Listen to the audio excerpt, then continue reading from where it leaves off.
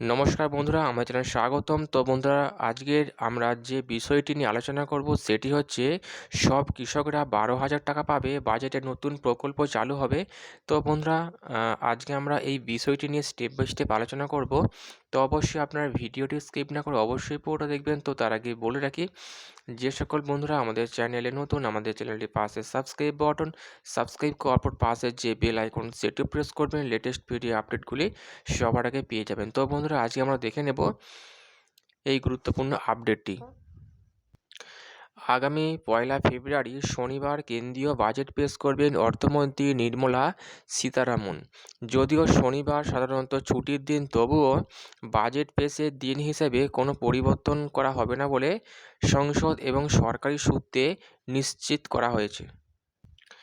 উল্লেখযোগ্যভাবে আগে বাজেট পেশ হতো বিকেল 5টায়, কিন্তু 1999 সালে তা বদল করা হয় সকাল 11টায়।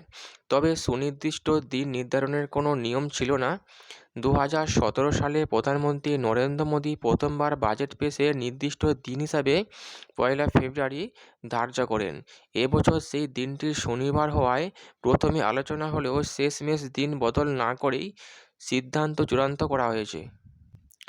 অর্থনৈতিক চাপ ও বাজেটের সম্ভাব্য নীতিগুলি, সরকারের কোষাগার, ক্রমবর্ধমান ঋণ এবং মুদ্রাস্ফীতির চাপ এই বাজেটকে আরও গুরুত্বপূর্ণ করে তুলেছে। 2025 সালের মার্চ নাগাদ সার্বিক ঋণের পরিমাণ 181 লক্ষ কোটি টাকা হবে বলে পূর্বাভাস দেওয়া হয়েছিল। তবে 2024 সালের সেপ্টেম্বরে ঋণের অঙ্ক দাঁড়িয়েছে 175 লক্ষ কোটিতে। এর সঙ্গে যুক্ত হয়েছে মুদ্রার ক্রমশ অবমূল্যায়ন। বর্তমানে $1 সমান 86 টাকা, যা আমদানির খরচ বাড়িয়ে তুলেছে। এই প্রেক্ষাপটে বাজেটে অযাচিত খরচে লাগাম টানার পরিকল্পনা করেছে অর্থ মন্ত্রক। বাজেটে খরচের নিয়ন্ত্রণ, বিশ্বস্ত সূত্রের খবর, মেগা প্রকল্পে বরাদ্দ কমিয়ে এবং চালু প্রকল্পে ভর্তুকি ছাঁটাই করার বিষয়ে চিন্তাভাবনা চলছে। সম্ভাব্য পরিকল্পনায় একাধিক প্রকল্প একত্রিত করে খরচ কমানোর উদ্যোগ নেওয়া হতে পারে। প্রায় সব মন্ত্রকের নির্দেশ দেওয়া হয়েছে বেশি বরাদ্দের প্রস্তাব না দিয়ে প্রয়োজনীয় এবং ফলপ্রসূ খরচের ওপর জোর দিতে। প্রধানমন্ত্রীর দপ্তরও এবার বাজেট বরাদ্দে গুণমানের দিকে বিশেষ নজর দিচ্ছে। চলতি বছরে বিহার এবং দিল্লিতে বিধানসভা নির্বাচন রয়েছে। দিল্লির ভোট অবশ্য বাজেট পেশের আগে হয়ে যাবে, তবে বিহারের ক্ষেত্রে বিশেষ কোনো ঘোষণা হওয়ার সম্ভাবনা রয়েছে। গ্রামীণ এবং কৃষিক্ষেত্রে নতুন কিছু প্রকল্প আসতে পারে। বিশেষত মহিলাদের উপকারে আসে এমন কোনো প্রকল্প চালু করার পরিকল্পনা রয়েছে বলে ইঙ্গিত মিলেছে। এছাড়া সামাজিক সুরক্ষা প্রকল্পগুলিতে বরাদ্দ অব্যাহত থাকবে। সরকারের আর্থিক নীতিতে এবছর কার্যকরী পরিবর্তন আসতে পারে।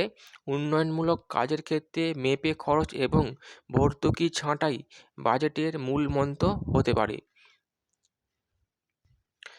তবে সঠিকভাবে পরিকল্পিত এবং প্রয়োজনীয় প্রকল্পের বাস্তবায়নই দেশে অর্থনীতিকে সুসংহত করতে পারে।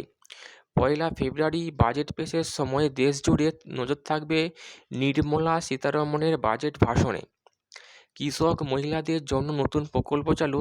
2025-26 অর্থবর্ষে কেন্দ্র সরকার যে বাজেট পেশ করবে, সেই বাজেটে কৃষকদের জন্য নতুন প্রকল্প চালু করা হবে, এমনটাই সূত্র মারফত জানা যাচ্ছে। এছাড়াও দেশের মহিলাদের জন্য নতুন প্রকল্প চালু করা হবে, তার অর্থ বরাদ্দ এইবারের বাজেটে ঘোষণা হতে পারে। এবং সে সঙ্গে গুরুত্বপূর্ণ আপডেটটি হচ্ছে পিএম কিষাণের টাকা বাড়ানো হতে পারে। প্রধানমন্ত্রী কিষাণ সম্মান নিধি প্রকল্প 2019 সাল থেকে ভারতবর্ষে চালু হয়েছে।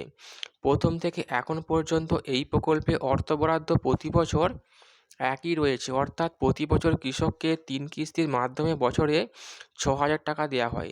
প্রতি বছর কৃষকরা এই প্রকল্পের টাকা বাড়ানোর দাবি কেন্দ্র সরকারের কাছে করে আসছে।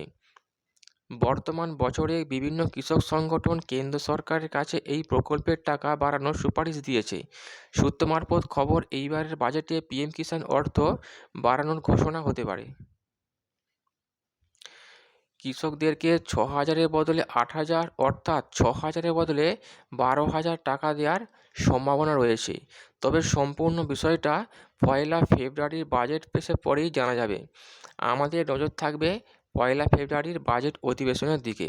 তো বন্ধুরা, এই গুরুত্বপূর্ণ আপডেটটি দেওয়ার ছিল। কেমন লাগলো কমেন্ট করবেন, লাইক করতে ভুলবেন না। পরবর্তী আপডেট পাওয়ার জন্য আমাদের চ্যানেলটিকে সাবস্ক্রাইব করে রাখবেন। থ্যাংক ইউ বন্ধুরা ভিডিওটি দেখার জন্য।